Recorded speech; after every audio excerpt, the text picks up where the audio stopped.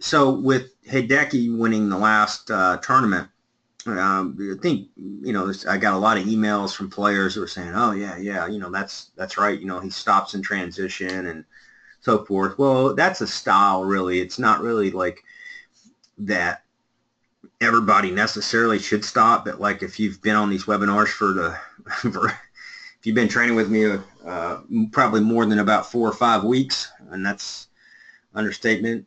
You've heard me say this over and over and over about like there should be a pause in transition. There should, I don't stop or whatever, but there should be a slowdown for sure. And that's where you're going to gain your best potential to create energy in transition and store pack energy, whatever you want to call it. There's all kinds of words and labels you can use. They're all just labels at the end of the day. But like when you get in transition, that's where these players start to sink and find and um, and they find it in different ways. They don't just get into transition and just swing through, and they do eventually. They eventually just turn through. But what that happens is a lot of times in the process that they're playing as juniors or their coaches, and especially nowadays versus the old days, they're taught to do it, but like to slow down in transition. What will happen in transition is if you slow down, it gives you potential to find things that you might not have found before. It's like body scanning. So, and if you haven't heard that, I'll go over that hopefully in a little bit. I'm gonna write that down so I don't forget. But like when it gives you the potential to find things that you may not know are not like real, like that, well, that are real that you can change. And so when somebody like Hideki wins, it's the same thing. Like when Scott Piercy plays really well. If you don't know who Scott Piercy is, you can Google a swing and YouTube it, and you'll see it. And it's like, oh yeah, that's what Matt says. Well, they really all do it. Like you're going to see some that do it a lot more. Like they're going to be like, when Hideki wins, everybody goes, yep, that's exactly what you teach. Well, if Henrik Stenson wins, they go, doesn't seem like he does that as much. And I would agree, but he still does it. So there's not as much time in transition, but there's still way more than the average amateur. And or that they have found what they needed and they can just go. And if you find that and you go, well, that's cool too. I get it. It's kind of a 1-2 punch, 1-2, and versus 1,001, which is, you've heard me say a lot, which means that the tempo ratio of the swing and so forth. And I believe there should be that slowing down effect so players can go in there and find energy leaks that they have in their swing. And so if you look at Adam Scott here, we're going to go over some of this in a little bit. And I do this webinar. I don't know how many times I've done it in the past. I have to go back and look. It's quite a bit because if in reality, like I came in today, and the reason why I was a few minutes late was because I was working with a junior. We're trying to give him a college scholarship, which he's definitely going to get. But we're doing videos, and his instructor, it's not me, it's a main instructor here in Austin, it's Teddy Thomas, which is phenomenal. And, he comes out. The last time I saw him about a month ago, and maybe a month and a half ago.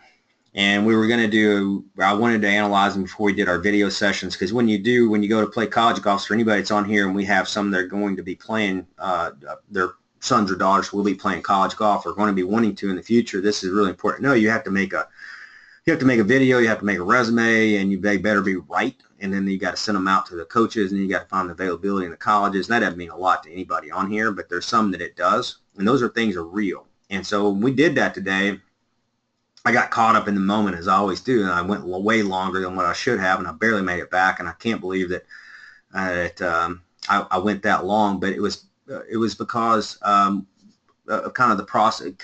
It was being in the moment. But like with him, I saw him a month and a half ago, and I said, when we laid out this plan to do the video sessions, I said, look, you're going to have to listen to me, son. You're going to have to slow down in transition.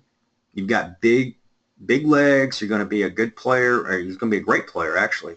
And I said, but if you move in transition, you're going to look weird on video. Your club's going to release early. You're going to dump it off, and coaches are going to catch these things. They're not going to say you can't play or play for them, but like they're going to be looking at you saying, it's not the right eye candy, even though the scores are right for the level of college he wants to play at. And so I told him, like, okay, we've got to stop you in transition and slow you down and have a better angle approach with this. And so he did. You know, he comes back. It's been a month and a half. His coach has been working with him, which was Teddy. Had done a phenomenal job, as he always does. But they come back today, and I was shocked. I was like, okay, you guys have been doing your job. You know, you've done yours, and he's done his. That's all you can say. Radically different. And then, and it all started with transition.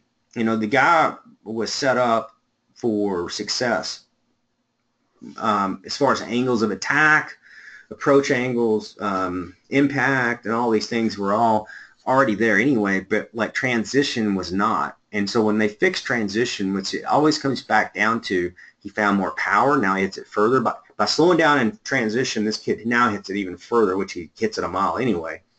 But he hits it very accurate, which was kind of off and on.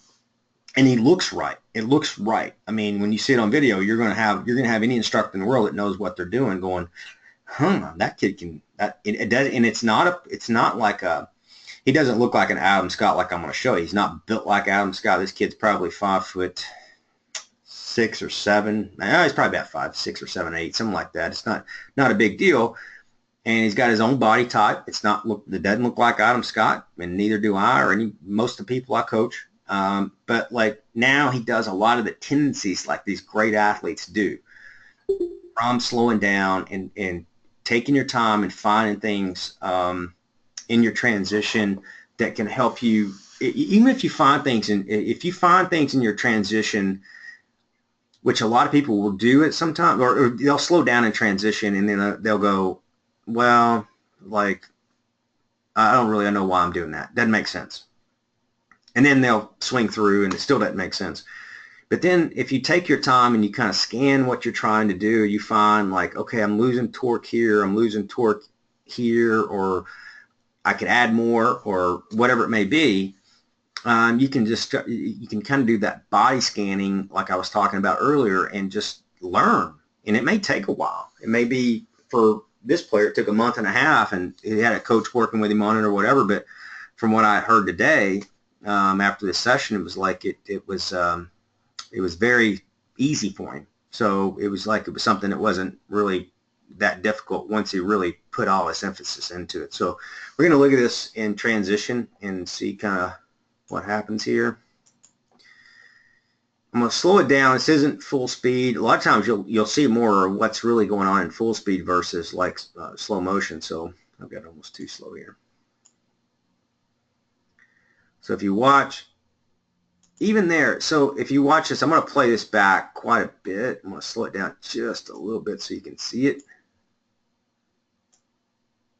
But if you watch from, let's go back from about right there. Watch at this area with even an Adam Scott, and Tiger used to be the king of this. Don't look at I'm not telling you to draw that to the plane. I don't care if the plane's over here or there. It doesn't matter to me, but just watch the speed that it comes in at. All right, so watch when it gets in here. Watch the speed. You'll see a full stop, and it'll take, for some of you that are new, it'll take several views to see this. But the clip completely, like when you get to where he's at, because you see it come back down, but like if you watch here, the body just it's stopping, and of course I've got it paused right here, but you'll see it. The body stops, which means it's anchored straight down. It's a great word, anchored straight down. And all this right here stops. Very, very, very important to watch.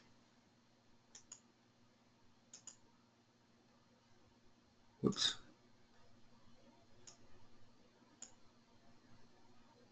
You don't see it, and then now you see it settle and then comes back. Now it doesn't stop for like, 10 seconds, but you'll definitely see it slow. It'll start to right here, slow down, settle, and then the body comes through. And that's it allows a rhythm to be better. Rhythm is, and this is important to know, I believe, because, well, it depends on the language you're talking. If you're trying to talk to somebody that knows what they're actually talking about, if they have their labels right, tempo is the rate of speed, and rhythm is the sequence of motion. They're two different things. You can be fast, you can be slow. and so forth. But what I like to see with players is I like to see them slow down as they, right before the end of transition. I like to see them slow down and settle and relax and wait. Just wait. It's patience. And then hammer the ball. Just come out of it. You can hammer it. I wouldn't tell you to probably the first foot. I would tell you probably the first foot after transition to hammer it. I would tell, or no, I would the first few inches to go slam at the ball. But I would tell you is when you get into this slow down zone, we'll call it from right here. For his style of swing, it would be right in here. That would be, he would start to slow down, but he's still torquing. So as he slows down, he's not stopping his rotation.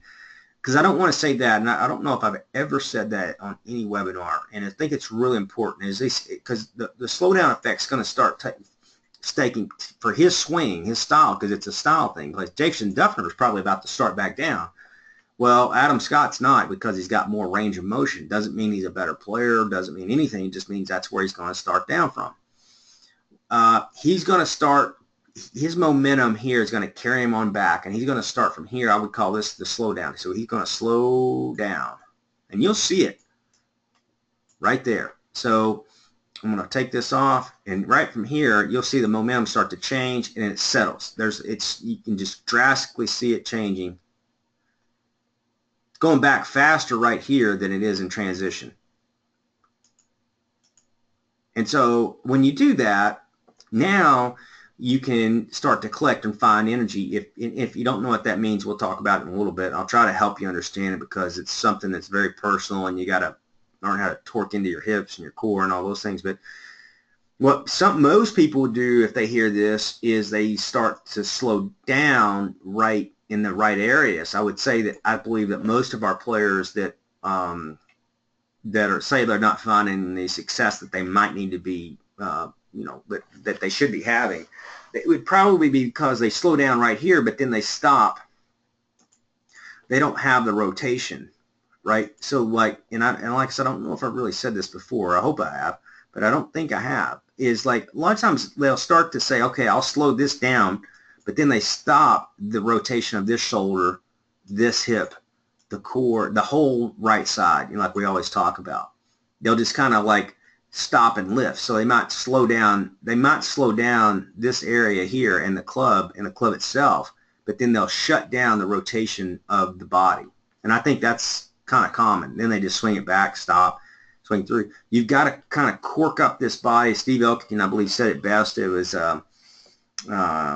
Gav's in his book, The Five Fundamentals. It's fantastic. It was like a corkscrewing feeling. He goes, you screw your feet into the ground, and you cork your body up. You cork your whole right side up, and you really do. But you also, that's not the only thing. You need to be slowing down that club head and those hands in transition.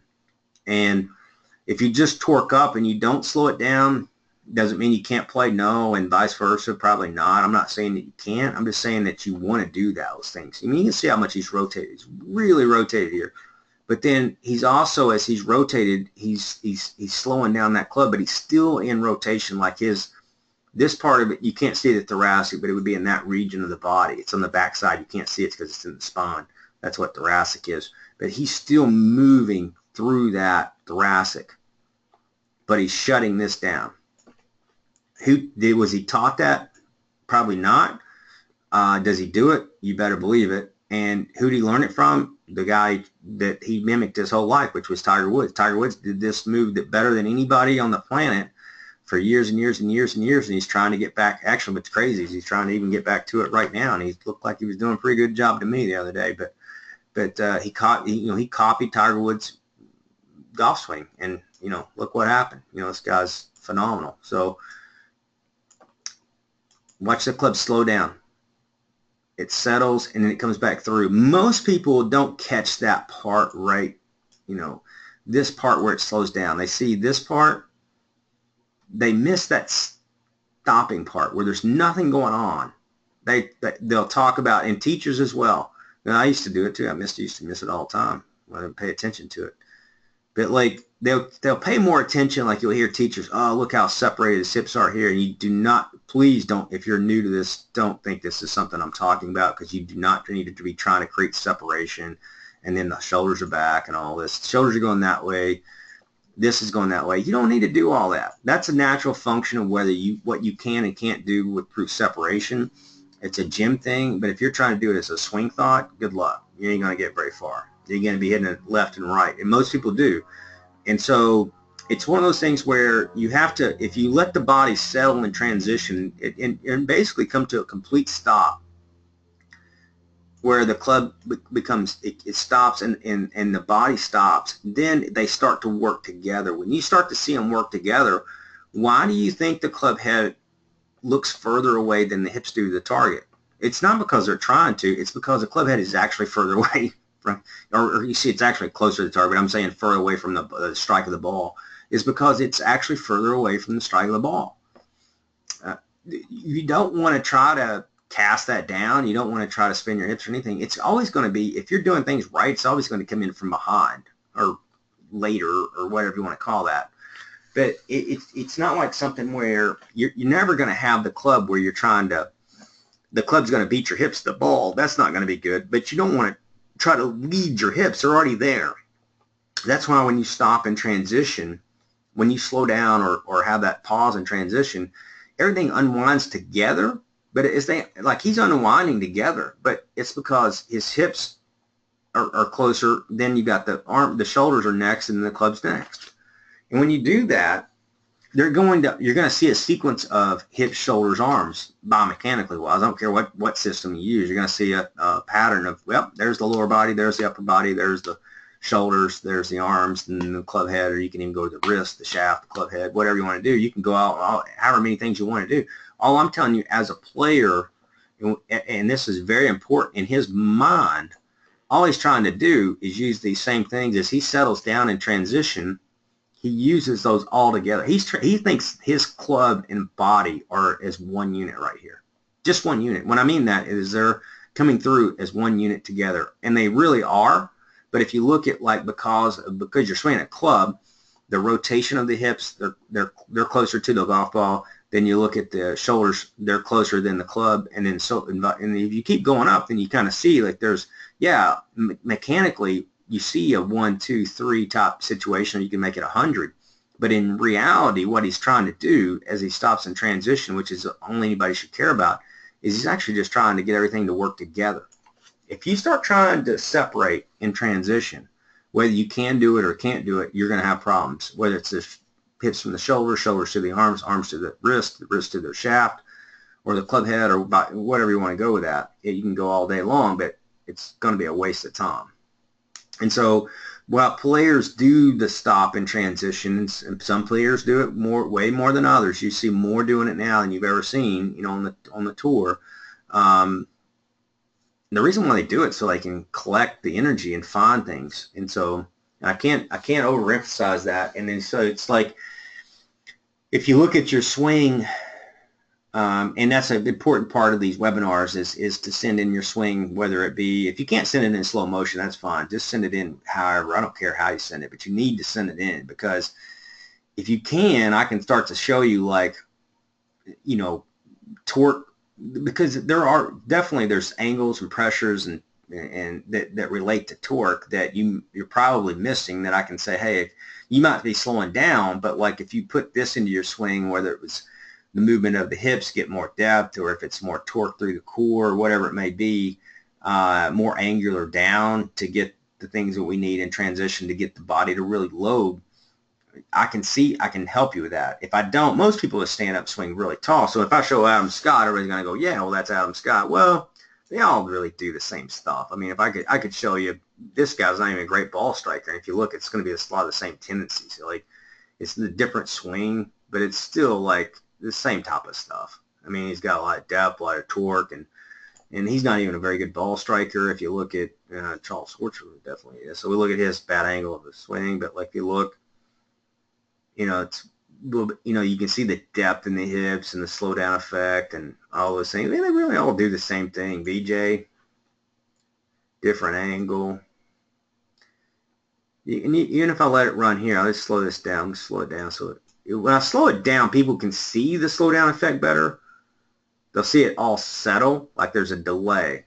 You can see. You can just see. Look how long that was there before he came back down. And that's what I'm talking about. Like, but in reality, it's better to look at it in full speed, because if you're breaking it down to see where we're coming from a technical standpoint, yeah, it's great to look at it like this. But if you were to actually swing at that speed, you'd probably hit it 3 yards, with your with your driver.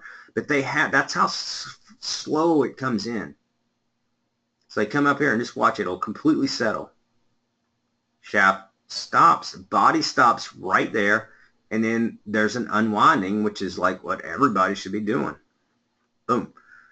So I don't know. I just hope that, like I said, I'm a believer in in golf that our system really doesn't. It's not like we have 10 million things, and we never will for a reason. We have a lot of things within, techniques within different parts of the disciplines of the game, which disciplines would be ball striking, putting, chipping, bunker play, rough, troubled shots, whatever it may be. There's different disciplines of the game that you can get into, and scoring and mental and all those things. But really, the ball striking doesn't change really much. And it's not like how many thousands of different ways you want to say stuff. It's really just saying it the right way and putting it out there the right way, and then letting people feed off of that, and then going and defining it. Because it's not like there's no aha moment. I mean, it's really like pretty simple. If you get transition right, does it mean you can still hit it bad? You bet. Does it mean you got a better chance of hitting it good? You bet. And that's my point. And like, transition is always going to be, when I do webinars, whether I work with somebody at the range, they come in for a 3-day school or whatever, I'm always working transition. Now, there's a lot of different directions I go, because I've done this for a long time, so I can be creative with what I want to do. But like, in general, it's just like I fix transition. If I make transition better and get the body, now, it could be loading the body into transition. That could be slowing down in transition. That could be coming out. That's the 3 stages of transition. It's not always just slowing down. It may be you're slowing down in transition, but you're afraid to load. Or maybe you load into transition, you get torqued up, and you're going in there smoothly and slowing down, and then you snap out of it. Well, that's the 3rd stage. If you get the 1, 2, and 3 stage right, I can't say that you can't hit it bad, because that's not true, because it's truly not impact. I agree with that. But like, man, it'd take a really good effort to screw up, And so, and if you listen to tour players, there was, I've said this before on webinars, but I'll say it again because I believe in that. But like, there was 3 players. It was a long time ago, man. It was, I don't know. You could Google it or YouTube it or whatever. But the Golf Channel had 3 tour players on there. They had Nick Faldo, Raymond Floyd, and Greg Norman. So, and they talked to them about like the swing keys that they had and what they were working on to become, great players. And so, and the problem with all of it was like, it was like way different. Like, if you took like what they are all saying, like the average person, not the average, anybody, even a good player that's not really, doesn't understand how to separate the teaching from the playing, they would go in there and listen to that, and they would have a tremendous sense of bipolarness in their game and their swing and their mind, because like they were so different, so different. Like, Faldo's talking, he's the most technical guy in the whole world. Norman had the technical, but he was feel, and then Raymond Floyd was all feel, right? I mean, look at Raymond Floyd. And then, but when you heard them, there was only one thing. Now, and if you can, if somebody can find a video, I hope you send it to me. I'll try to look later tonight too. And it was all in them. They had a 3-part series. It's 1 week, next week, and boom, boom, boom. These 3 great, phenomenal players.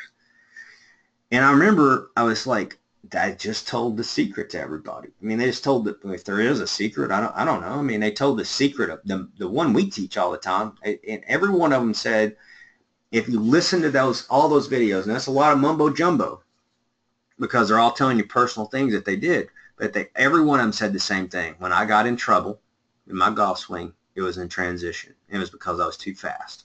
Now, that could mean like coming into transition, coming out of transition. For those players, it was coming out of transition. But like, and they would all say that. I think if you listen to it right, it would probably all say that. But they always said it was like, I just had to slow down. I had to pause and feel like I paused in transition. Every single player. Nick Faldo said it, Greg Norman, Raymond Floyd. The only thing that they don't look alike, they don't swing alike, they're not built alike, they don't do anything alike except win championships. And they said the number one thing that hurt their game was transition. And so it's not impact. They didn't say impact. They were saying transition affected impact, which I believe. Transition definitely affects impact. There's just no doubt about it. Can you recover with a bad transition? Yeah, timing's right. It can. I mean, I won't say that either. But like, if you get the 3 stages right, and you get coming into transition, in transition, coming out of transition, man, it really does take a lot of talent to screw that up. I mean, really, it takes a lot of talent to screw it up. I mean, it's really like pretty much a piece of cake if you get those 3 things right. And that's why I keep talking. But there's a lot of things that affect that. And I think that's really important to understand. And that's why we always talk about it. So with that being said, I'm going to open it up for questions. I'm sure there's a lot, and we'll kind of go from there. And then we're looking at world-class players. I know that's probably always concern for the new players on here. They're like, well, I mean, I can show you players that aren't, because we deal with those every day. Everybody, it's a human being besides these guys, I guess, to play golf. But like in general, you want to look at the best ones and see what they're doing as a whole. And it's actually not much. But I will say this, it starts there. It starts in transition, and that's slowing down is a big part of it. Being able to rotate and torque up as you're slowing down is a major part of that. Settling in and then coming out of transition. And if you get those 3 stages right, you're going to be in good shape. So with that being said, I'll shut up and open it up for questions.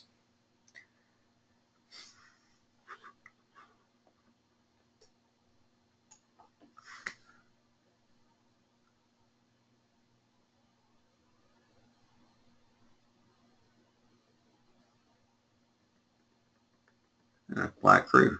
Hey, is that Bob on there? Yes. Hey, Bob, how's it going, man? Good.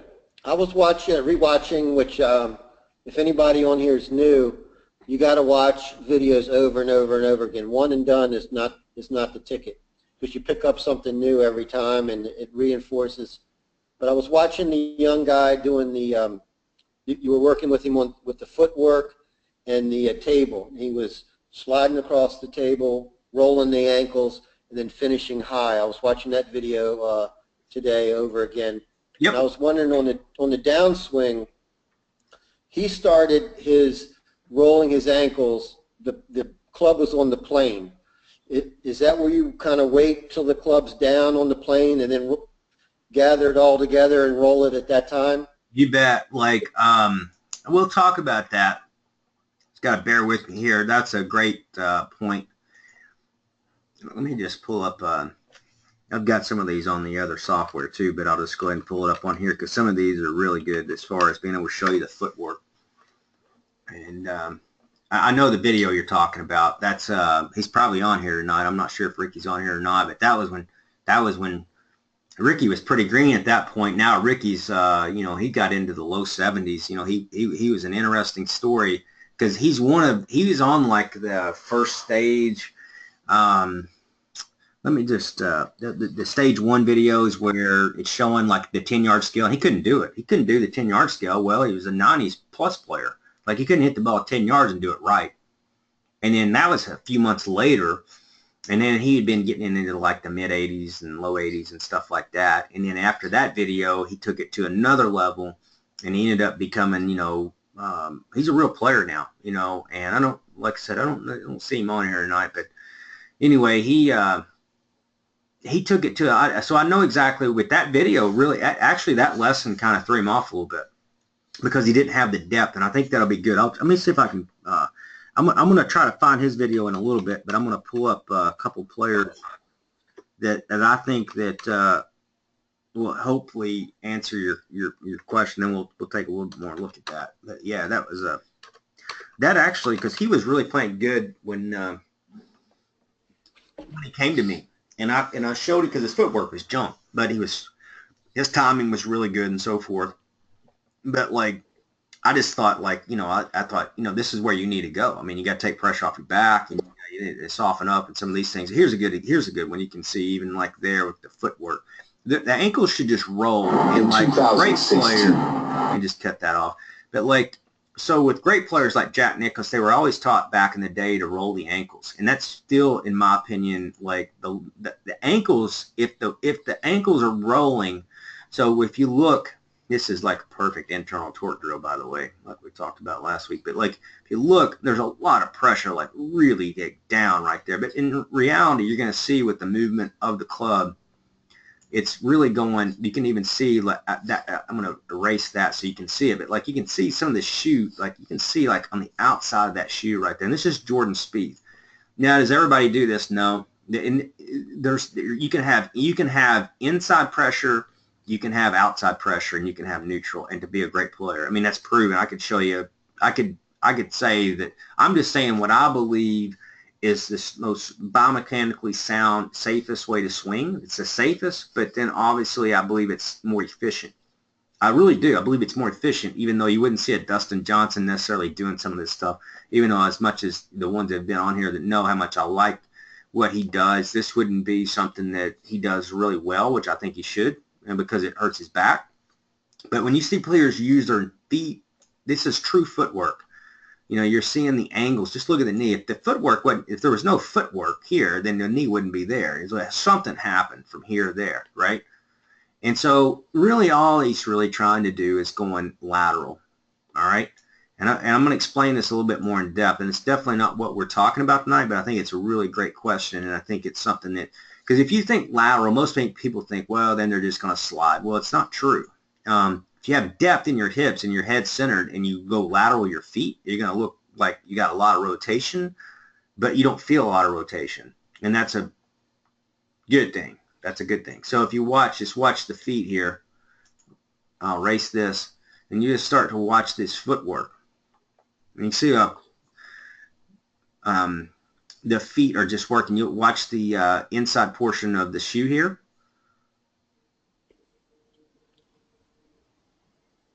And then you see the inside portion, and you see it's how stable, like it's just so glued to the ground. That's not me writing all that stuff, but just I hope that continues to go. Just bear with me. But impact, we could go on all day about all this. But if you look at that shoe, so a lot of people will say, like when they see this, and there's this junk popping up. So when they see this stuff right here, and I don't mean when I say when a teacher, golf teacher, not somebody that's a biomechanist or really understands the body, when they see this, the first thing they're going to say, oh, well, eventually he's going to blow his ankle out or his knee out. Well, I'm going to tell you, that's going to be a teacher saying that, right? Because they don't know the body. When you soften up, if I could give Tiger Woods one lesson, and it goes back to the thing I said the other day, if I could give him one lesson, it would teach him, and I think he's doing it better now, it would be to teach him better footwork, because if you do this with the foot, it takes pressure off the knee. So you're looking at that, like your ankle is designed to be mobile. So if you look at biomechanically wise, I'm not going to go up through the whole body. I'm just going to make this real short and real sweet. All right. So the foot is designed to be stable. The ankle is designed to be mobile. The knee is designed to be stable. The hip's designed to be mobile. We're going to stop there. That's it. All right. So, and that's really important to understand. When I say design, if you wanted to walk, you don't want your foot to wobble. It's like a canoe, right? So if you're walking down the street, you want your foot to work left and right and forward and back. I mean, you want it to work forward and back, but you don't want it to work left and right. You don't want, that's called rotation. So you don't want like a wobble. You want it to be stable, because it can go like in a piston form, but you don't want it to wobble, because then your whole body's going to start to crack. So, but if you look at the ankle, it's designed to be mobile. The ankle is designed to be mobile, and that's to protect the knee, because the knee is designed to be stable. Because if your knee is mobile, like, and your foot's stable, then it's going to get complicated. But if I just go lock that down, and then I go mobile with the knee, but this is anchored, that's how you tear an ACL. That's what happens in football. Like, so when somebody comes over and whacks somebody from the side of the knee, crashes into the knee, the foot's locked down in place, and it's heavy into the ground. They're cutting back, and then the knee goes, and then there you go, bam, you're out. All right. So how the body's designed. So when you see ankle, this is even though the foot's moving, which it should be, because the ankle's making the foot move, right? So the ankle is allowing that foot to not plow down. When the ankle rolls on the outside like it's designed, that's what it's supposed to do. It allows great joint alignment. Look at the joint alignment here. Anybody that knows anything about that would say that's beautiful. It allows the knee to move along with the ankle so it's not getting stuck. So if that got stuck, if you can picture this, I'm hoping I can say this the right way because it's very difficult to explain. But if that knee was to get, if this foot was to get stuck, then the knee kicked backwards, it's shot the other way, which you can do and play great golf, but you can hurt your dang knee. You can blow it out like Tiger did. That's how you have a knee injury. And so if you understand the body is designed, the foot's designed to be stable, the ankle's designed to be mobile, the knee's designed to be stable, designed to be mobile. So with that being said, with all that stuff being said, basic 101 biomechanics, the ankle takes care of this foot. You don't have to worry about that. So when I say lateral movement, boom, this is where this comes from. There is 100% science behind where I'm coming with this. When I go lateral, that allows the knees to move with the feet. And it softens up this knee. Now his knee, he's never going to have a knee injury his entire life. He's not going to probably ever have a back injury, and he's not going to have an ankle injury. You're not going to have an ankle injury by walking on the outside, rolling onto the outside of the foot. If that would have been the case, Tom Watson, he would never play golf again. You're not going to do that. So this movement that he's got is beautiful, even though that most people look at that as a major flaw. They would say there's a lot of teachers out there, and you could probably find them on YouTube that say, hey, we got to anchor those toes down. And I tell you, there's drills that they'll do. They'll put them up there, they'll put a T on that. I know one teacher, they'll put a T right there on your foot. And if that T moves, then, it's a bad foot position. Well, his T, if he had a T on the top of his foot, it's going to be over here by his golf club. So it's not like, that's not really, and like look at Jack Nicklaus, you can go back. I'm not going to show you, but if you look at it like Jack Nicklaus and Trevino and a lot of these players, Trevino didn't really do it, but like Tom Watson, and you look at Tom Cat back in the day, they had beautiful footwork. Now they used their spine in a wrong way, and we'll maybe go over that here in a little bit, but like they kind of tilted back. You don't have to tilt back. You can have great footwork like they had back in the 80s and better spine work like they did in the 90s, and then you got a 2000 type of golf swing, and that's what he has. He has it, and so does a lot of other people. But it starts from lateral movement here. And if your feet roll, there's a video I'll talk about this. Roll that thing on the outside of the foot. If you roll that out, this is going to make you a great player by itself? No, probably not. But if you add it into some good fundamentals and you're doing some good, it'll really soften you up around the greens. It'll allow you to get beautiful footwork. You won't ever feel like your back's ever going to hurt. You're going to help your spine. Usually, if you understand with how to move the spine along with that, it just creates so many great things. But that's probably the best example of how to use your feet than anybody on the tour.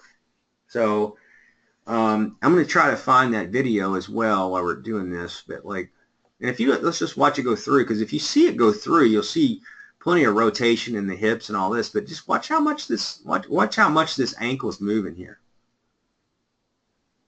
It's a lot. That's, if most people tried that, they would think that they'd think they'd get hurt and all that, but they wouldn't. But they would just think they would. But it really takes pressure off the knee. I can't express that enough.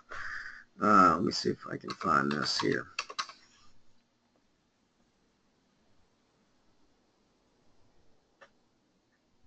If I can't get it on website. There we go. There we go. All right, so I'm going to try to find that video, Bob, for you, because that was okay.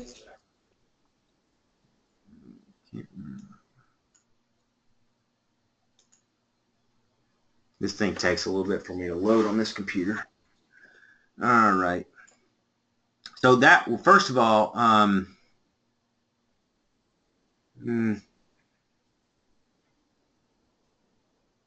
is that it, whole body connection with footwork? Probably so. Where am I missing that at? Third from the bottom, fourth from the bottom. Right in here? Wait. No, second from the bottom. Baseline shaft and face delivery right there. Yeah, that's it. Yeah, that's it. Yeah, Yep. that's him. Yeah, that's Ricky. I think I took his. I can't believe I took his other video off. If I did, I'm gonna put it back up because like this is really cool because like I'll come back to it, but yeah, that's unfortunate if I took that video off because like the reason why I say that is like Ricky, like you know, it was cool because we kind of tracked his progress with this going along and what's going on here. So yeah, that's it. I'm just trying to blow this up. It may not let me. Oh, it's unavailable on this one because it's unavailable because I can't do it on the. Okay. But I'll try to go through this thing. So what I'm having Ricky do, if you look there, he's got good depth and it needs more. So when somebody's sitting here saying depth, what do you mean? That means basically how much you curl your behind to the back there. Depth being that way with the depth, not rolling the chest back that way, but the lower body would have depth. So when you do that, you see plenty of rotation right here. I mean, you see that, like, but like he still needs more. He needs more depth in his hips here as he's doing that. But what we're really all he's working on right here is going foot, because you wouldn't think he's working on that, but like all he's trying to do is make his footwork go lateral. He's trying to get both feet to work lateral towards the target, but not slide. So it is different. Let's see if I can get a better picture of this. I wish I could blow it up, but this was a pretty good video because this was something he really struggled with back in the day. Now he's gotten pretty good at it. Let's see. This might be it. But see where the shaft is right now? Yep. Is that where you start rolling your ankles when the shaft gets to that point? It would be actually would be about right in there, like coming down. Okay. It would be okay. You can see, like, yeah, you can see yeah, there you go. You're right about what you're saying. You can see like I've got him rolling now when I'm training and I'm doing it right off the edge of the baseline, which the baseline's actually much further behind than that. It's about right in here. Okay. Parallel. But I would have him working those. If you'll see his ankles, I'm making him roll. And you can see he could barely do it. Like that's after we've trained for like 10 minutes, 11 minutes. He couldn't even do it to start.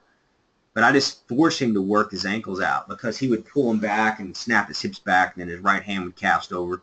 So what I mean by that was like his foot would actually work that way and originally, and that would make his right hand kind of flip over, which I think probably most people here understand what that is. So that's why I'm just training him over and over to work lateral with his feet. But if you look, we talked about depth in that as well, where as we're working the ankles lateral, I'm having his hips get deep, trying to get his hips back and deep. So then it kind of. Matt, can you hear me, Matt? You bet. Go ahead. This is Jim Franks. I kind of feel like that part of the footwork is all part of the release. Like you want it trained to happen without thinking about it. I mean, if you think about footwork, do you ever think about footwork when you're actually playing? Yeah, it'd probably be tricky. So, I mean, to me, that's like what this is what we're trying to train to happen during the release part of the golf swing, if that makes sense. Yeah, I totally agree. I think I'm going to try to pull this on if I can. Yeah, it's definitely a training thing, and like if you watch he's not going to have the same footwork as like as Jordan. It's not going to be as exaggerated, but this is another great version. If you watch the feet and the knees, they're moving. You can see those. You can even see it there. It's right up there on the toes. You know, and you can see that curl, the same type of curl that like Jordan had. Kind of, it's not a bow. Like it's not like it's actually just a straight line, but it's kind of like a bowing action. So both ankles are rolling the same way. They're just going lateral. That's what makes it easy because a lot of people studying this, they'd say, "Oh, just kick your right knee in like that," and you know, and I agree with that. I don't disagree. And then you get your left hip, but that's not what you're trying to do. They're just working their ankles along the foot line, and if they have depth, which is down the line. So if I have that, let's just say we've covered that. Your ankles are designed to roll both of them, one inside, one outside. Your right foot, if you're right-handed, rolls inward and the left one rolls outward. But then like the reason why, what makes it come together, which is really important, is the depth, which was like on probably every video that I have. I'm not going to use him as an example, but I'm going to use somebody that's got a lot of depth, which is Justin Rose. Depth is, if you look, like if you just don't look at all this junk. Like, I mean, the takeaway and all that. Depth is into that. You can see it into that crease, that hip, and how much depth is that kind of back. That's depth. And so, and Justin's another one that does it correctly with his footwork. But if you watch, there's a lot of depth. There's a lot of, everybody's going to say rotation. So here, what everybody's going to see is this. And that's just going to cause you a lot of headaches. You know, and I think anybody on here that's been on here understands that, or they've heard of it and all that. You know, if you're trying to, this rotation stuff, good luck. You know, you're gonna wish you wouldn't have. It's gonna be a waste. Depth, though, if you can train depth and then work your ankles, not outside, but like lateral. If you can work your ankles lateral off the baseline and have depth this way, you're gonna have a lot of success. I mean, a lot of success. I mean, like, I can't say it's like the main thing, because it's definitely one of the majors. I mean, because you do have this you're dealing with your club, because you can have depth and ankle work. The club could be over here, over there, wherever. You know, it's because your wrist hold the club. But in general, depth is just back. It's not rotation. So depth is not rotation. So depth just means back. And when you get caught up in trying to rotate, what will happen with the average player when they start trying to see this and they go, well, I'm just going to rotate my hips because he's rotated and hold my shoulders back. They'll either, if they do that, they'll sling that club way out here. Their chest will stand way up.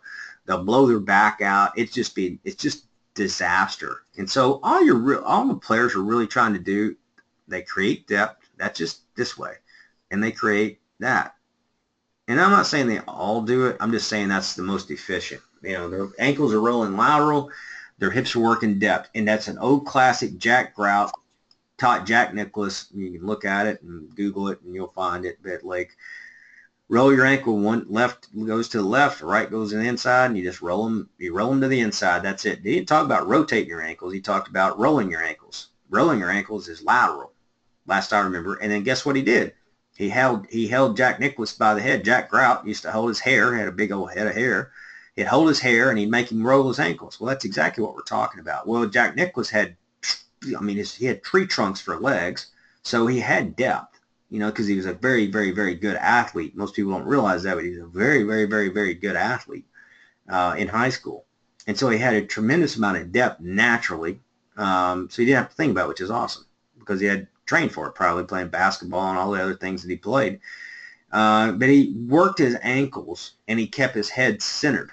And so, I mean, it doesn't get any better than that, you know, but you better have some mobility, and that's where the fitness comes in for the players that are over here that don't have some of those things. You can say, yeah, that works great, but like, I can't do it physically. Well, that means you need more thoracic mobility. It gets into other things, but we try to cover that on all this, and I try to do my best, but it was like, if you're just talking about forms and fundamentals, I mean, you got them right here. Like, and it's something that, like, to this day, Jack Nicklaus said the best lesson he ever had was when Jack Grout would hold his head still and he would make him roll his ankles and hit shots. You know, he'd make him, so, you know, he'd try to pull up, down, or back, or left or right, you know, rip his hair out, you know, so. But, which is exactly what I would say I don't think that lesson's changed. I mean, there's nothing like that. I'd say, oh, Jack Grout was way off on that one. You know, I would just say that we're just trying to get more players to do what he was trying to teach, you know. So, and the footwork is real. Footwork has died forever. Like, even Justin Rose footwork is okay. It's not phenomenal. It's pretty good. That would probably piss a lot of people off, which is fine about me. But like, great footwork is like Henrik Stenson. Henrik Stenson has beautiful footwork. And there was a lady I used to teach with. I shouldn't say I taught with her. She was a mentor of mine. Her name is Mary Mills. She was the only wire-to-wire U.S. Open champion back when I worked with her. I don't know if that's happened since, so I can't say, like, okay, that's it. Like, you can just Google it as well, Mary Mills. But I worked with Mary, and Mary loved me. She always thought, I don't know why she took me under her wing, but she took me under her wing, and she loved my golf swing, all right? And at that time, I really wasn't a great player. I mean, I wasn't like, I was just, I mean, I just wasn't. I mean, I was a good player, but I wasn't great. And but she loved watching me hit balls. She would come out, hey, Matt, hit some shots. And she just, I mean, she was like really, she wasn't trying to like work me up or anything like that. It was just one of those things where she just thought I had this awesome swing. And it reminded her of some of the old players from the men's tour back in her generation. And it just, I don't know. It's really weird. You're having a U.S. Open champion standing over the top of you, wanting you to hit balls, and I'm sitting there going, I want you to hit balls. It's really, really, really odd. But like we had that connection. She was, I can't tell you how much I respect her and what she did for my teaching and so forth. But she was like, it was just crazy. It was just one of those things where it's like, how many times in your life? And I was probably at that time 21. It's like 20, just finished up playing. I was 22, something like that. I didn't try to play professional golf for very long because I didn't really want to. But like, she would come out and she would say those things. I was working with a girl that was probably one of the best projects I ever had. I shouldn't say project, but it was definitely a project. And her name was Molly. I'll come back to it later. I can't remember her last name. That's bad because she ended up playing on the LPGA Tour. And I coached her, and when she played at the University of Memphis, and she was the shortest hitter like in college golf, and everybody kind of joked about it.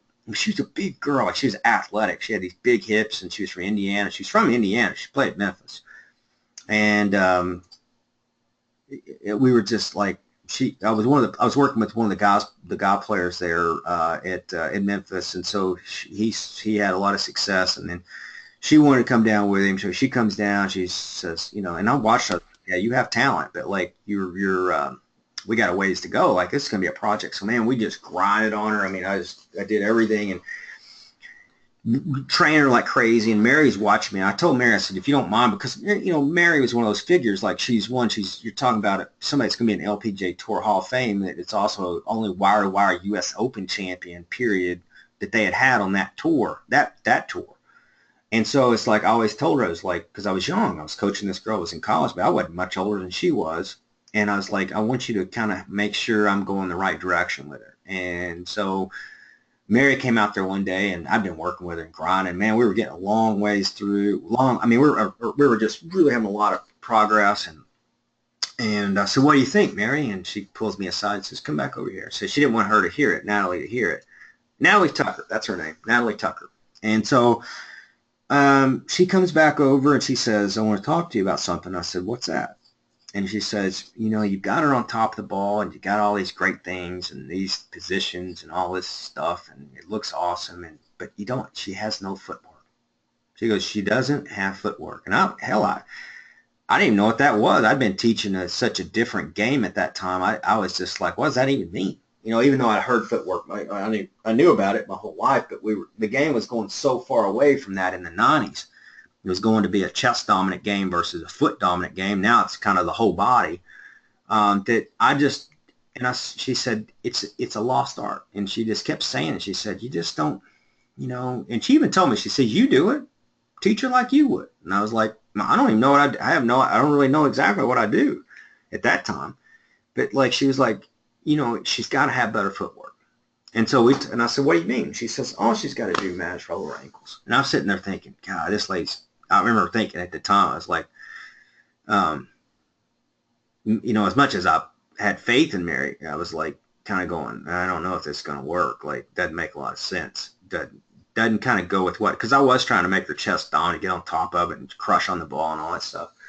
And as soon as I opened it up, and so Mary walked away. She was cool as always. She's like a Fred Couples type of personality, just the coolest cucumber.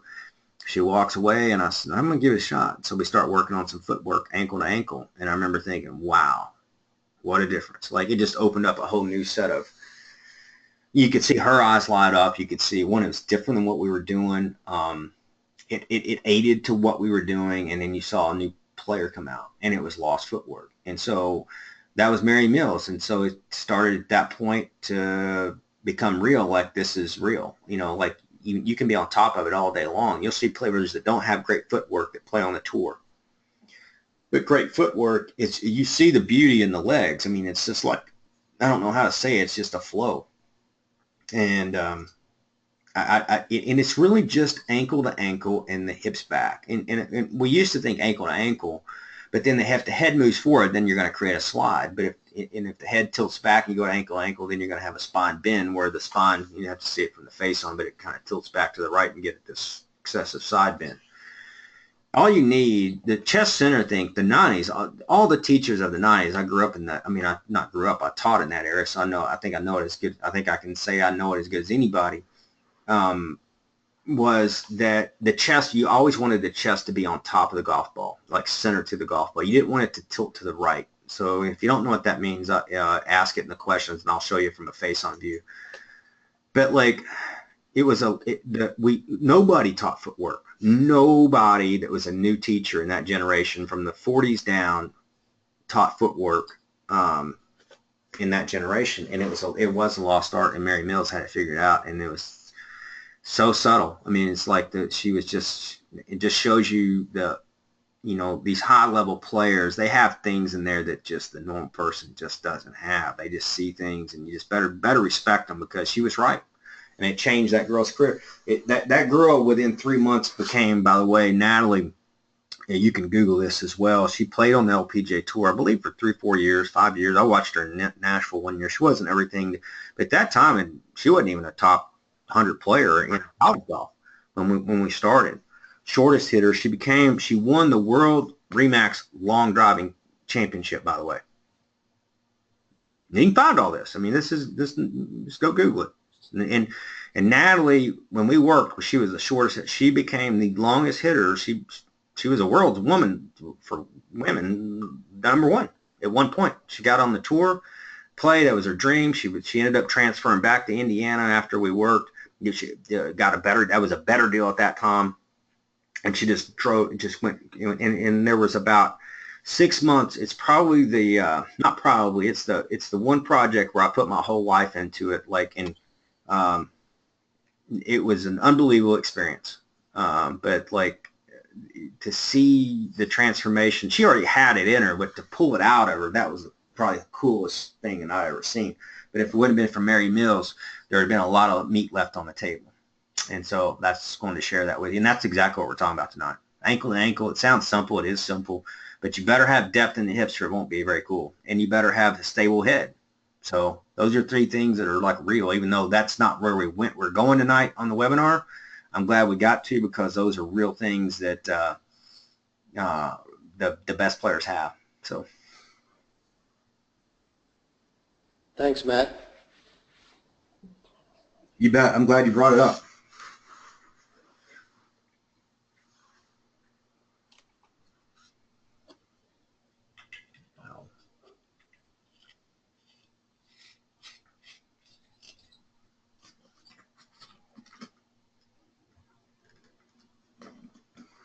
Do we have any other questions or anything? If you do, it's no problem. We'll just go. Jim, you played today. You said you hit it pretty good, huh? Yeah, I'm hitting it real solid.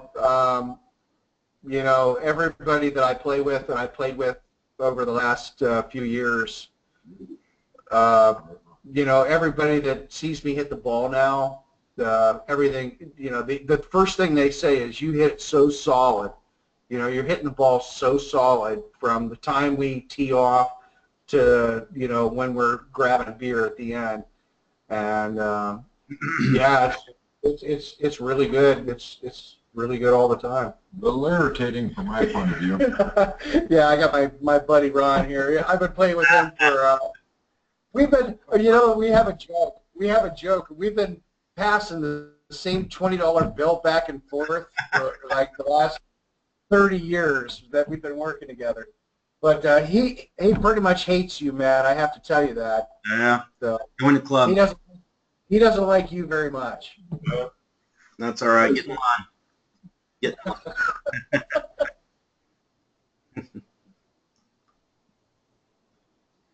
No, it's just cool. Like I said, the webinar program, it takes a little bit, but like it's definitely the strongest program I think that we have. I'm going to get Teddy Thomas on here. I was hoping to get him on tonight. Teddy's been with me for over 7 years. We got several instructors, that he's the main one. And like, and I think I said this last webinar or one of them, that like, I can't tell you how good he really is.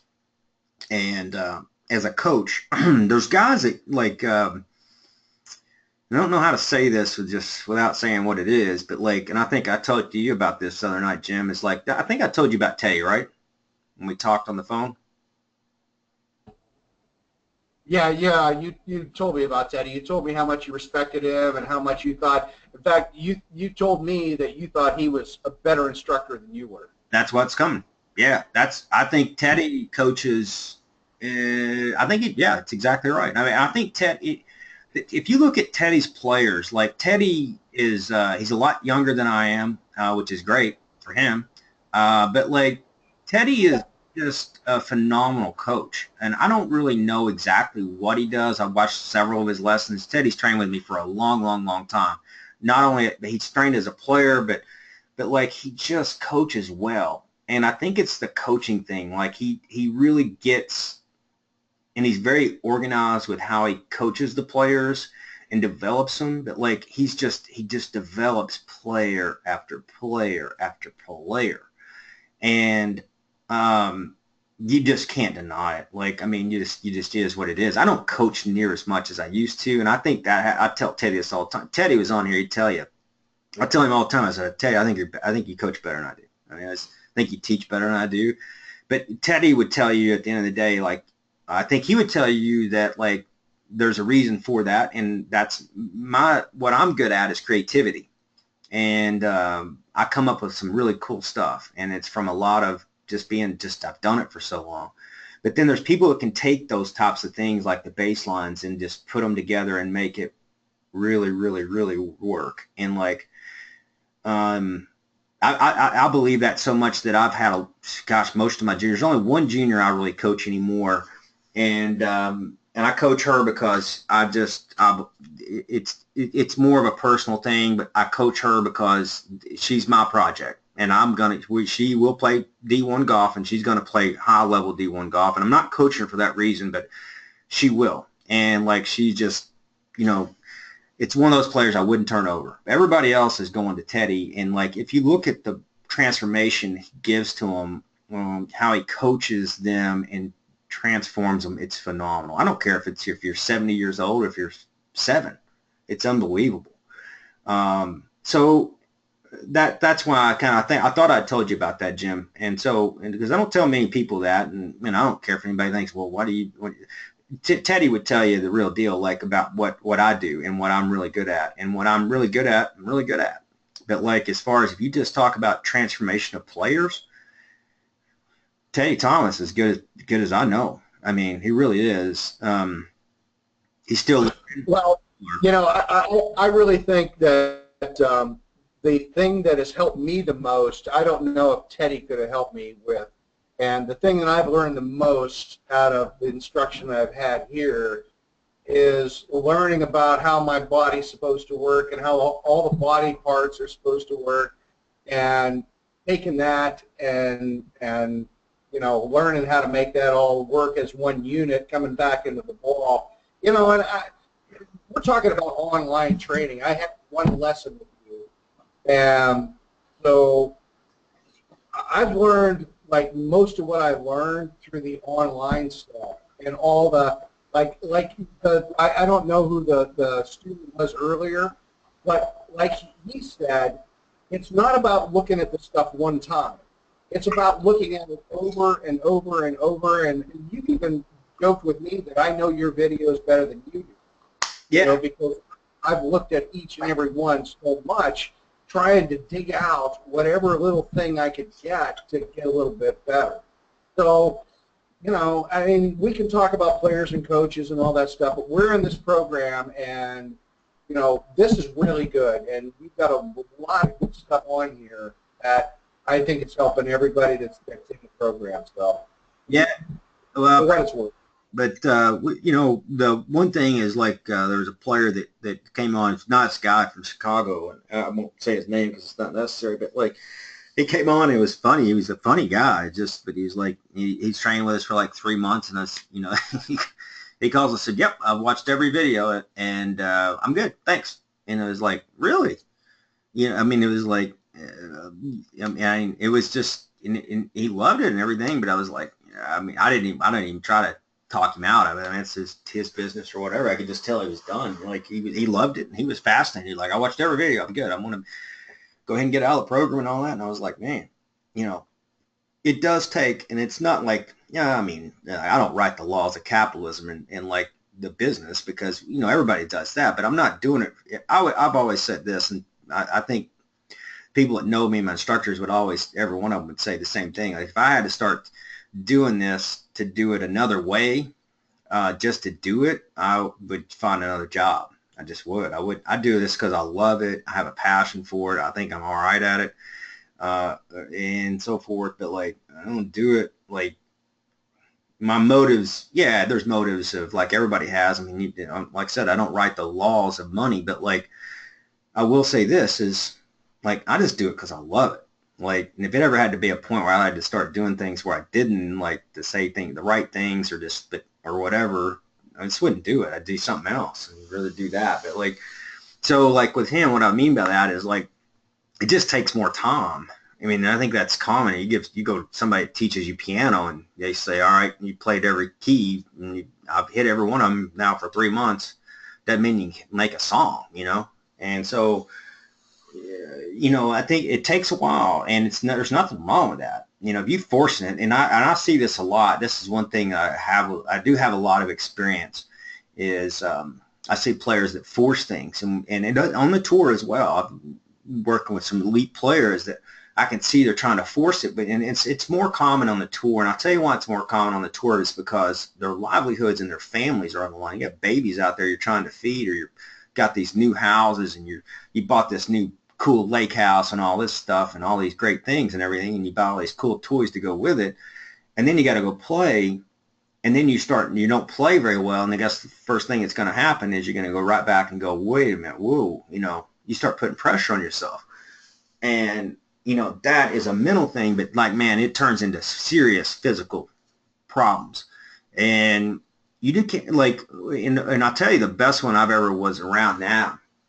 And a lot of you have heard this story, and a lot of you have probably seen me on our website, but it's like Wes Short, like just phenomenal, like at being able to realize that you have to do what you can do. Like you don't worry about external results. And like, he was the king of that, that I've been around. Like he's won on the PGA Tour and the Champions Tour, and is he Tiger Woods? No, but he's darn sure done pretty doggone well. But he was like, his attitude was perfect, and he didn't worry about like external factors, those types of things. He just realized, he just always believed in himself and what he could do. But I've also seen players that are up and coming that you can see the talent, and you're like, if you could just let go and not worry about it and just trust yourself for a little while, and then see how it plays out, you'd be shocked at how good you can become. And they don't do it though. I mean, I'll see more that fail at that than I do that succeed. And again, you can talk your heart out and you can try to talk to them, but like when, the players at the end of the day are the CEOs. Every player on here is the CEO over their own game. You're the boss, you're the president, you're the whatever. I'm just the one, kind of the consultant, but like, you're the CEO, whoever it is. And I can only just give you things that I've seen over the years, the ones and tendencies and patterns. But like at the end of the day, you got to be able to maybe take that and go, well, I'll do some of that, maybe not. But like those things are real though. Like when people start putting external pressure on themselves, like if let's just say they're 90s, because I'm talking about tour players, so it's not fair. You're a 90s shooter and you're putting these, you want to become an 80s, like low 80s player, and you can do it. But like, and then you start forcing it, like, you start forcing things, and you start trying to go crazy and do all these things to make that player can sometimes get there too. But like in general, if you just trust yourself that you're going to do it, those are the ones that are dangerous. Those are the ones that are like just badass players. I mean, they end up becoming like crazy. The ones that become, if they're lackadaisical, I'm not saying that, where you're just kind of like, well, I'll figure it out maybe. Well, probably won't. But then there's the one that the one player we deal with the most, and I think most coaches would say this, is you deal with, and I've said this before, and I hope nobody takes offense, but most of the people we teach are very, very successful people in business and life and so forth. And so, and they've done things like by grinding, and when a wall's up, they knock it down, and those things are real and everything. But but then when they carry it over into our sport, the problem is it's a sport, it's an art, it's a kind of the sweet science, so to speak, as they would say in boxing. And there aren't really any walls. I mean, like, you start trying to knock them down, they'll kick you back, And so you have to be really careful. Yeah, you want to be knocking down barriers. I agree with all that, but like, it's not the same as some of the things you've been successful with in the past. You have to look at it a little softer. And if you soften up, your goals can stay high. I'm not saying that, but the way you approach it, if you soften up and believe in yourself and just go, I'll get it done. It's going to happen. And time's not really an issue. I guarantee you the process will be much faster than if you start trying to knock doors down and fight it, and you start trying to bully the game. It ain't going to happen. It's just not going to work. Some players can do it, just not very many. Most of them have to, or they try to, and they get beat back. They get beat up, and then they finally have to soften back up. But you can, and it's such a tricky thing, because it's just such a mental thing, but because it's not. We think I believe people should have those strong goals, and that's what gets them there. Like, I mean, I know, because it's so hard to teach this, but I'll try my best to explain what I've seen. Is like the players that are 90 shooters that want to be low 70s, they have this driving ambition to do it. They all do, like every one of them. But then some of them try to force it. That's what I'm trying to say. And the ones that try to force it, like, okay, tomorrow I'm going to shoot 75, and then you go shoot 95. And then they do it again, they shoot 95. And it's like they're forcing it, so then eventually they kind of go, it's never going to happen. And then it doesn't happen. Whereas the person that doesn't look at a time ratio, they just kind of like, I'm going to be a 75 player. That's the bottom line. And I'm going to play myself into that. And I can't tell you how important that really is. But like, that's so important, like, to say that I'm just going to play myself to there. So instead of forcing myself into that. And I've seen some people that kind of forced it, but it's just not much. So I hope that helps. I hope it makes sense. It's tricky, but like, you just have to bear with me. I could probably weigh in on this one, because Go ahead, Mike. I'll have a good round and feel like, okay, I'm starting to get some of this. I'm starting to feel it. I hit it good. I control the side of the shaft, and I'm going to get excited that, okay, this is a breakthrough.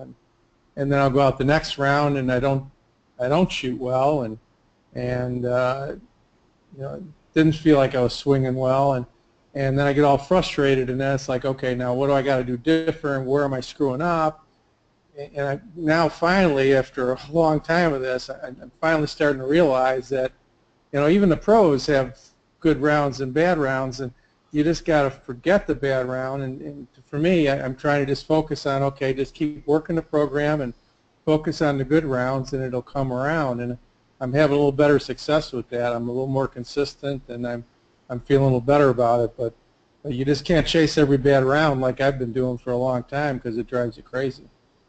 Yeah, Good for you, but go ahead. good for you. You're in my realm now. This is exactly what I've been doing. Nicholas said, and you get into the mental game. I could go on. I'd rather go on that than physical, because the techniques and stuff it really comes easy for me, because I've been there and I've done this for so long. But like, the mental stuff is pretty cool, because like Nicholas always said, he never hit a bad shot in his whole career. Well, he hit balls out of bounds, he hit them in the water, he hit them out, but he just would never admit to it. And so, and there's some people are going to go, that's. I mean, this is true. I mean, it's what he said, but like, and some people are going to go, well, that's not realistic or whatever. And that's. I mean, I get that there's going to be the yin and yang. There's going to be players that go, I get that. That's cool. I think I could try that. I'll try that. There's going to be players that go, yeah, that sounds good, but it's not. But it's like what he said. I mean, that's what he believed. You could tell he believed that. And my point is with that is you just have to realize that it's a process and it's a journey, and you just kind of the great players that I've been around, they kind of work their way into that, to being great, and then they become great. And then versus if you force it, man, I can't tell you how many people that I know that when they force it, if they play great, like Mike was saying, and then they come back out and they're expecting to play great, you just got to expect to play. But if you expect to play great, you probably won't. And if you don't, you probably will. It's a weird thing, but you just have to let yourself play. Yeah, it's a crazy thing, this mental game. But just a little while ago, I said, okay, I just got to come to grips with sometimes I'm going to shoot in the 90s, and it's okay. Get over it.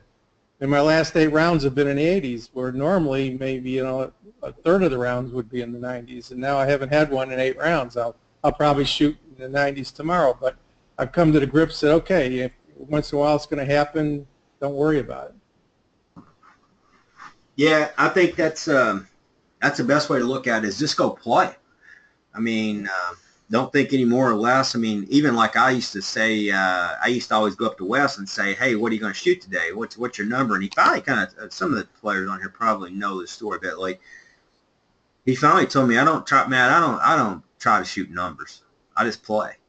And I remember him, and he said it, when he said it to me, he said it really firm. Like, I'm not messing around. Like, basically, like, quit asking me that. Because I used to always say it. Like, I'd come out, I was trying to fire him up, trying to get him, he's already fired up. He's playing on the tour. He ought to be fired up. But, like, I was trying to get him ready, and I was like, man, what are you going to shoot? And he finally just told me, I don't do that. I just play. And then whatever comes out, comes out. But I just play golf. I don't shoot how to shoot numbers. He told me that specifically. And I've heard, because you hear the other side of that, players are trying to hit a number to win the tournament or whatever. But, like, he was letting me know that's not how he plays the game. And it taught me a lot when I quit thinking of that. You just play. You just play. Why not? I mean, just hit the shot, go find the ball, and hit the next shot, find the ball. And it might be close to the hole. It may not be. But, like, you just play. And, man, it's just such a good way to look at it. That's something my brother, I think my brother had double knee surgery, and within 2 months after double knee surgery, he shot par. He's a solid player, and that's something he's always been trying to teach me on the mental side, is to forget about score. Just forget about any kind of score. Don't even let that into your mind, because if you do, it's only going to just taint the next shot that you're trying to hit. Just go out.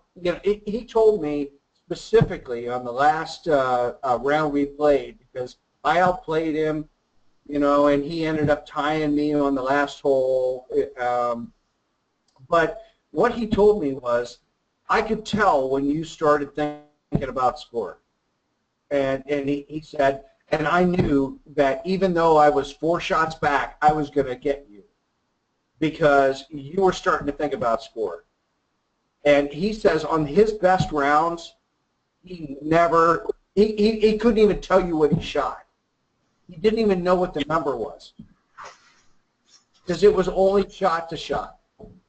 And I think that's a good lesson. Yeah, I mean, you hear some of the great rounds that were like that, but people didn't know that, they were going to shoot in the low 60s or even the 59. There's a couple of 59s that were out there that guys had no idea. They just were like, I know I'm playing my best, but like, I have no idea. But I don't know. I've been around it long enough now, and around so many great players, golf athletes, that I've just seen the things that the way they think is different. A lot of people would say, well, that's because they hit it better. It's not because they hit it better. These guys hit bad shots their whole life, but they figured out their process is what got them there, and the way they looked at their outlook. And it wasn't a one-day outlook like, well, that didn't work. It was like a process, like it was a long time. And they believed in themselves for sure, but they don't put they just believe in themselves. That's, they really do. And they 100%, like, they don't believe in their techniques. They believe in themselves. And, with that comes, usually pretty good techniques. But because I've seen players that only believe in their techniques. Like, they think that technique's going to make them great, and it doesn't. And there's more of those than there are the other way. I've seen players that didn't even know they don't even know they barely even know what a grip is called, and they can their 60s. They shoot in the 60s and low 70s every time they tee up. And I've seen players that know everything under the moon as far as technique in their minds, and they can't break an egg. So, as far as that goes. Well, you've said it before in your other videos. I think it's about feed the need. If you have someplace that you're lacking in your game, that I need to get my short game better, or I need to get from 90 yards to the green. That's got to be better. I mean, you feed the need, you work on that, and then that technique gets better. But it's not because you're working on technique. It's because you're working on the shots you have to get in order to put a score under your belt. Yeah, the kid we were working out there with today, we were doing the video for and everything. Like I said, he made a lot of pretty radical changes. I've seen that from the first, but then we went out to see short game. Well, like I said, this is Teddy's student and so forth. I went to watch him putt, and man, I mean, the kid made everything. I mean, it was unbelievable. He's a very, very, very good player. He's gonna play college golf, like I said, D1, but he's just the putting was phenomenal. His chipping was phenomenal, and you got to have your short game in order, because if you don't, when you get your long game and then your short game's not there, you're going to be the one going, well, I can't putt or I can't chip, and then you'll get that, and then you'll go back and your ball striking's off and all that. You just want you want it. It's like mixed martial arts in a lot of ways, except without the violence, thank goodness. But there's just so many disciplines. Like if mixed martial arts, for the ones that you don't know, it's like if you don't know jiu-jitsu, you can forget it. And that's probably the closest thing to ball striking as you can be. But then if you don't know how to stand up, and you don't know some boxing, and you don't know Muay Thai, and you don't know some of these other things, classical stuff, and you don't know evasive karate movements and things like that, you're probably it's all going to cost you at some point. Eventually what you see is the best ones, the ones that are the most elite, have everything, like all these disciplines, which would be putting and chipping and pitching and ball striking, and they're just really, really good at them. They may not be the best, but they're really high level at it. And then you just become well-rounded. And some people aren't always going to be the best ball strikers because natural genetic makeup, or because they just lose athletic ability, or whatever it may be. I don't really know. I mean, it's there's some people that's going to be better than others. I mean, it's like jumping. I mean, when you go watch jumping, you play basketball your whole life and have your dad as a coach and coach you the whole way up, and you might shoot good, but it doesn't mean you can dunk a basketball. You might not even be able to dunk it. Doesn't mean you can't play the game. That's the thing. You can play.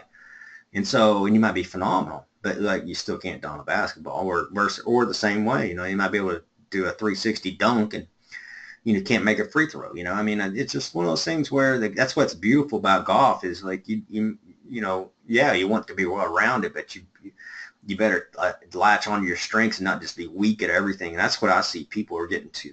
They just don't. If they bad in ball striking, it usually crushes their soul. So then they won't work on putting, chipping, pitching, and all they do is sit on the range. And then you get the whole thing screwed up. You don't have anything.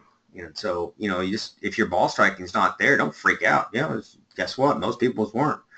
Most people, I think it's Davis Love that said that his dad, Davis Love Jr., his dad was his coach, and Davis Love, he's 11. It was a really crazy thing. He was 11 or 12, something like that. He was very average. He was a good player, but he wasn't anything special. And then all of a sudden, he, 1 year turn, and he kind of found something, and he grew a little bit. And, next thing you know, he's a world beater in about 5 years, when he came out. So, before that, he was just very average. So, but he had to play he had to maintain this entire game. And it's probably the most, I would say the biggest mistake is players, they just won't work on the scoring shots. They won't work on it enough.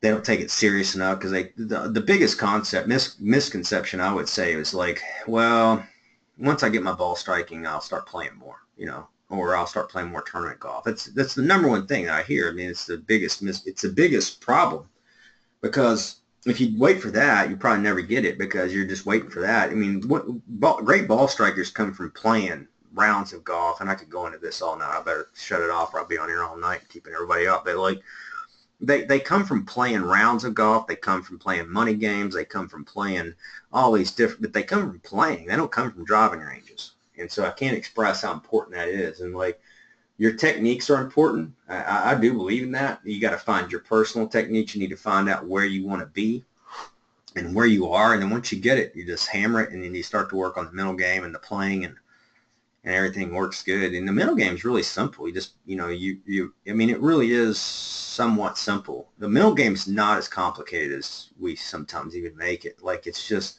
play, like, and enjoy playing golf and do what you love. Try to shoot the lowest score on each hole.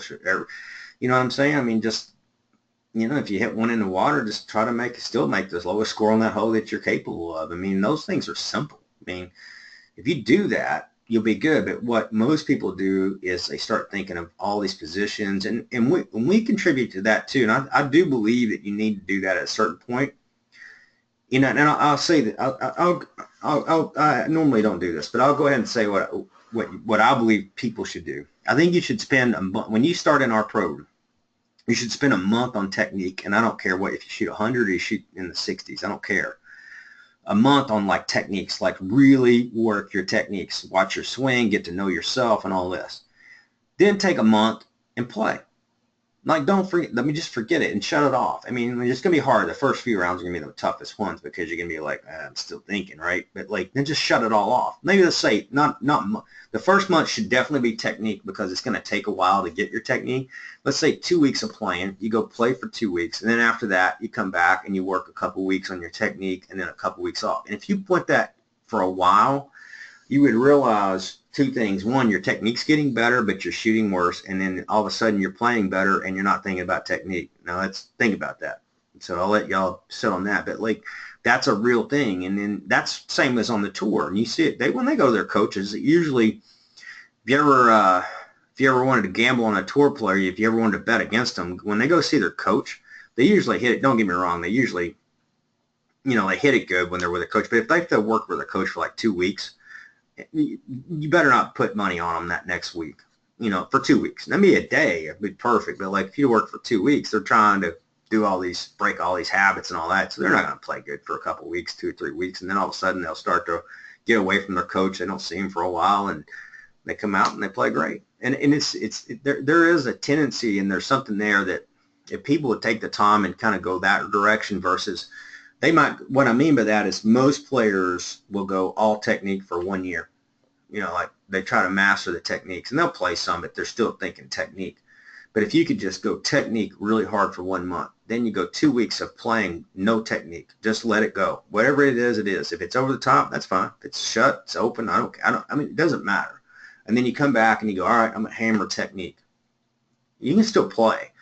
And I would suggest it. But then all of a sudden, then you go back another 2 weeks and you just go, and there's no techniques. I'm just playing. And then when you get it, I always call it ride the wave, because once you'll find it, and then you'll be playing your best golf of your life, and then all of a sudden you just ride the wave. You don't fight it. You just ride it, And it's great advice, I'm telling you.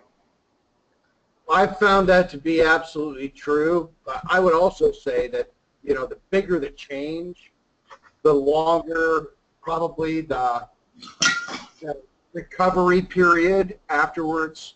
Like if you're making a huge change and you're like hitting the ball from a different place than you've ever seen it hit from before, it's going to take longer for everything to integrate and you to get back to like shooting better scores than if it was a small thing.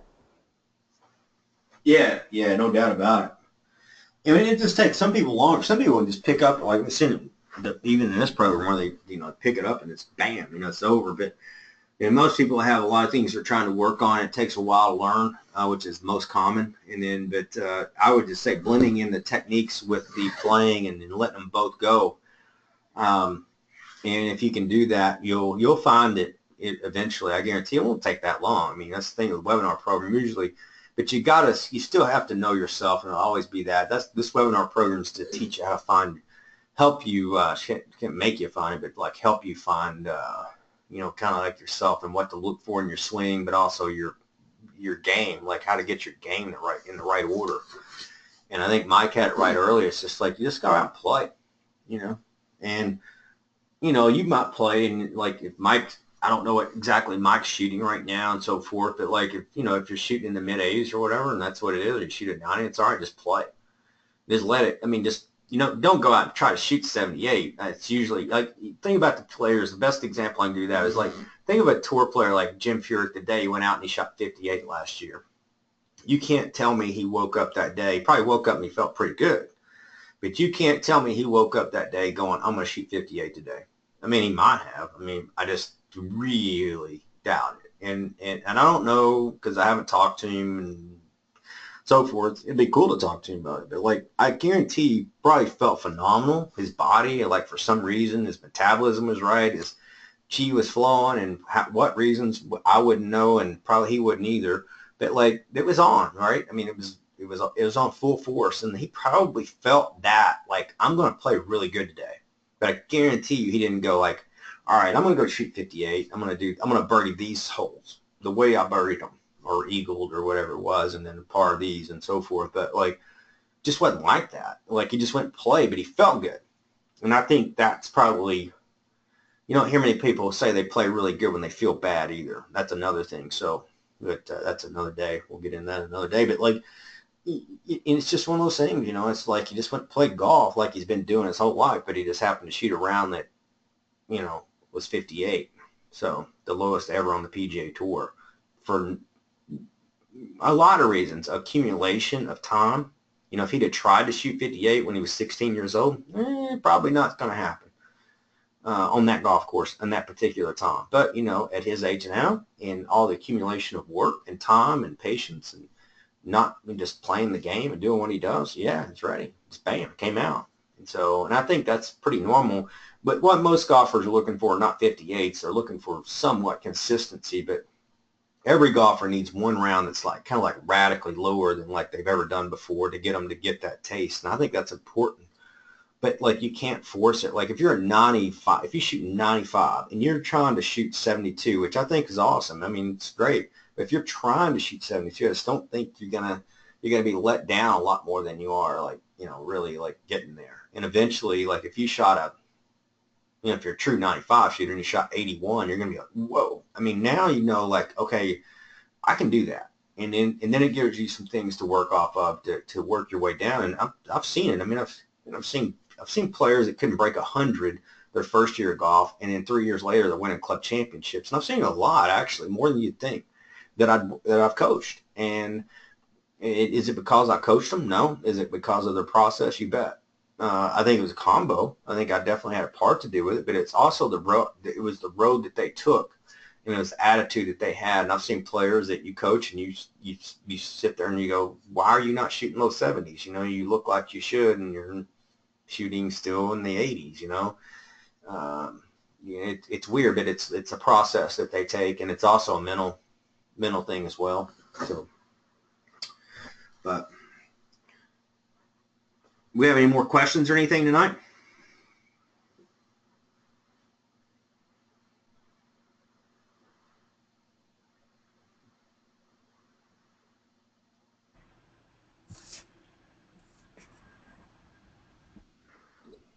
Thank you, Matt. All right, guys. Thanks, Matt. I'm going to go ahead and shut it down. You guys have a great night. The next webinar, I'll be traveling, I guess, next week, but I'll send it out probably the next couple of days, and I'll try to do one again this. If I can't do it next week, it'll definitely be the week after. So we try to at least I'm trying to get them every weekend, the month of December, like we did last year, which was a lot of fun. But yeah, I'll definitely let you know. I just don't know my travel schedule exactly yet. But thanks, everybody. I hope everybody's doing okay and has a great holiday season. But I'll talk to you before that as well. Okay, thanks. Take care.